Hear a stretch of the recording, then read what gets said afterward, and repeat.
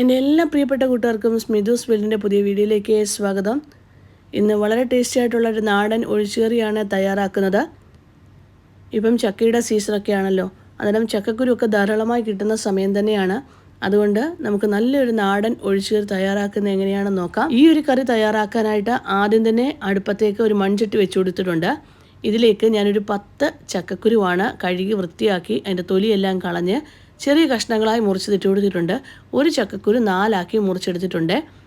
ഇതിലേക്ക് എരിവിനനുസരിച്ചുള്ള പച്ചമുളകും കുറച്ച് കറിവേപ്പിലയും അതുപോലെ തന്നെ ആവശ്യത്തിന് ഉപ്പും 1/4 ടീസ്പൂൺ മഞ്ഞൾപ്പൊടിയും കൂടെ നമുക്ക് ചേർത്ത് കൊടുക്കാവുന്നതാണ്.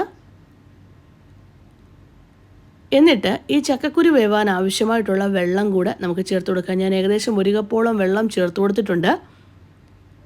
നന്നായി ഒന്ന് യോജിപ്പിച്ച ശേഷം നമുക്ക് അടച്ചു വെച്ച് വേവിച്ചെടുക്കാവുന്നതാണ്. ശരിക്കും പറഞ്ഞാൽ ചക്കക്കുരുവിൻ്റെ അളവൊക്കെ കൂട്ടിയെടുക്കാം കേട്ടോ. ഇവിടെ ശരിക്കും ചക്കയൊക്കെ കിട്ടാൻ ഭയങ്കര പാടാണ് കേട്ടോ. നാട്ടിലെ പോലൊന്നും ഇവിടെ ചക്കയൊന്നും കിട്ടില്ല. അങ്ങനെ ഇരുന്നപ്പോഴെനിക്ക് 10 ചക്കച്ചുള കിട്ടിയത്. അതുകൊണ്ട് തന്നെ അതിൻ്റെ ആ ചക്കക്കുരു ഒട്ടും കളയാതെ തന്നെയാണ് ഞാനെടുത്ത് ഇപ്പം കറി വെക്കാനായിട്ട് തുടങ്ങിയിരിക്കുന്നത്.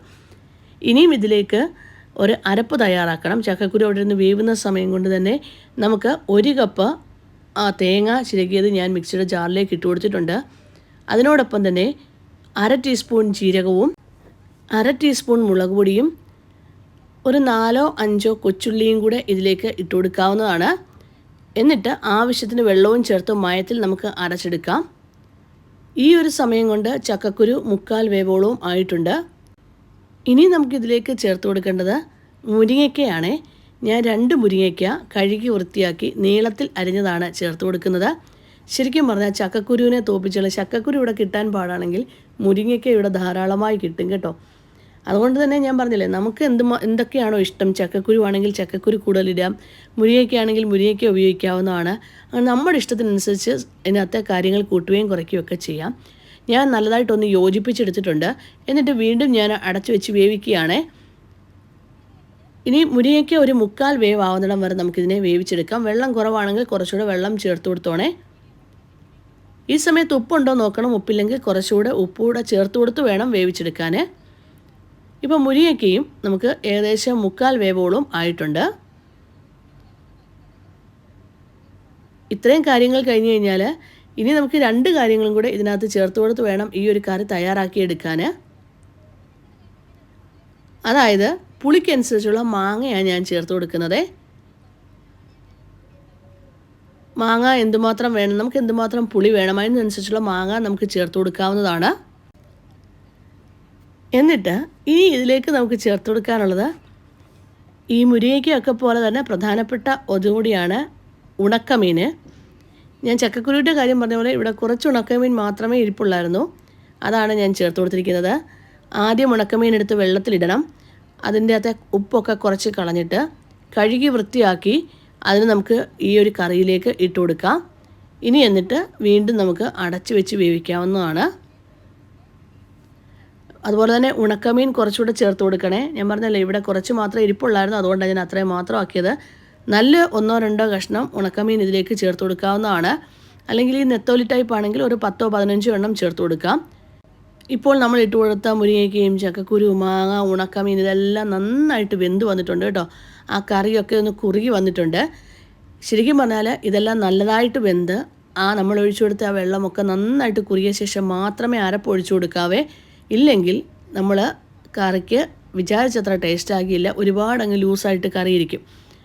ഇപ്പം കണ്ടോ, ഈ ഒരു പരുവത്തിൽ വേണം കറി ഇരിക്കാൻ. ഇനി ഇത് നമുക്ക് ചെറുതീയിൽ വെച്ച്, അതായത് ഈ അരപ്പ് ഒഴിച്ചു കൊടുക്കുന്ന സമയത്ത് തീ ഒന്ന് കുറച്ച് വെക്കണം. അത് കഴിഞ്ഞിട്ട് ചെറുതീയിൽ വെച്ച് ഇതിനെ ഒന്ന് ചൂടാക്കി എടുക്കാവുന്നതാണ്. ചൂടാക്കിയാൽ മാത്രം മതി, തിളപ്പിക്കേണ്ട ഒരാവശ്യമില്ല. നല്ലതായി ചൂടാക്കി എടുക്കുക. ഇനി തേങ്ങ അരച്ച കറി ആയതുകൊണ്ട് തന്നെ പെട്ടെന്ന് ഒന്നുകൂടെ ഒന്ന് കുറുകി കിട്ടും. അതുകൊണ്ട് തന്നെ ഞാൻ പറഞ്ഞല്ലോ, ഈ ഒരു രീതിയിൽ വേണം കറിയിരിക്കാൻ. ഇപ്പം ഏകദേശം ഈ അരപ്പെല്ലാം ചൂടായി വന്നിട്ടുണ്ട്. തിളയ്ക്കാൻ അനുവദിക്കരുത്. ചെറിയ തിള വരുമ്പോഴേ തീ ഓഫ് ചെയ്യണം. കാരണം തേങ്ങ അരച്ച കറിയാകുമ്പോൾ നമ്മൾ ഒരുപാട് തിളപ്പിച്ച് കഴിഞ്ഞാൽ അതങ്ങ് പിരിഞ്ഞു പോകും. അതുകൊണ്ടാണ് പറഞ്ഞത്. ചെറിയ ചെറിയ തിള വന്നു തുടങ്ങുമ്പോൾ തന്നെ തീ ഓഫാക്കണം. മൺചട്ടി ആകുമ്പോൾ ആ ചൂട് അവിടെ നിൽക്കുകയും ചെയ്യും. അതുകൊണ്ട് ശ്രദ്ധിച്ച് വേണം കറി തയ്യാറാക്കാൻ. ഇനി ഞാൻ ഈ ഒരു കറി അടുപ്പിൽ നിന്ന് മാറ്റുകയാണ്. എന്നിട്ട് വേറൊരു പാന് അടുപ്പത്തേക്ക് വെച്ചു. അതിൽ ആവശ്യത്തിന് വെളിച്ചെണ്ണ ഒഴിച്ചു കൊടുക്കുക. വെളിച്ചെണ്ണ ചൂടാകുമ്പോൾ ഇതിലേക്ക് 1/2 ടീസ്പൂൺ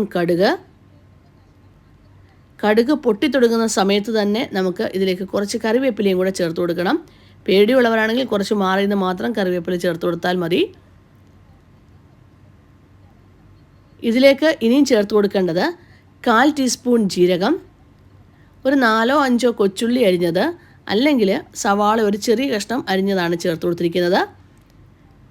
2-3 വറ്റൽമുളക്, ഇത്രയും ചേർത്ത് നമുക്ക് ഫ്രൈ ചെയ്തെടുക്കാവുന്നതാണ്. കണ്ടോ, ഈ ഒരു കളറാവുമ്പോൾ ഇതിലേക്ക് ഒരു നുള്ള് മഞ്ഞൾപ്പൊടിയും കൂടെ ചേർത്ത് നേരെ കറിയിലേക്ക് ഒഴിച്ചു കൊടുക്കാം.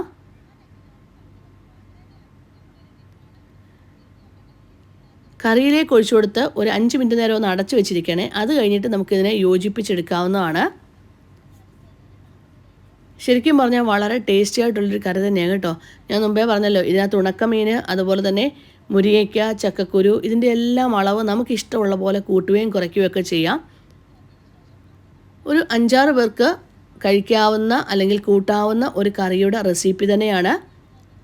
നല്ല നാടൻ ഒഴിച്ചുകറിയാണ് തയ്യാറാക്കിയിരിക്കുന്നത്. ഉച്ചയ്ക്ക് ഈ ഒരു കറി ഉണ്ടെങ്കിൽ വളരെ ടേസ്റ്റി ആയിട്ടുള്ള ഒരു ഊണ് തന്നെയായിരിക്കും കേട്ടോ. എല്ലാവരും ഇതൊന്ന് ട്രൈ ചെയ്ത് നോക്കിക്കോളൂ. നിങ്ങൾക്കിഷ്ടമായെങ്കിൽ ഒന്ന് ലൈക്ക് ചെയ്യാനും ഷെയർ ചെയ്യാനും സബ്സ്ക്രൈബ് ചെയ്യാനും കമൻറ്റ് ബോക്സിൽ കമൻറ്റ് ചെയ്യാനും മറന്നു പോകല്ലേ. Thank you for watching.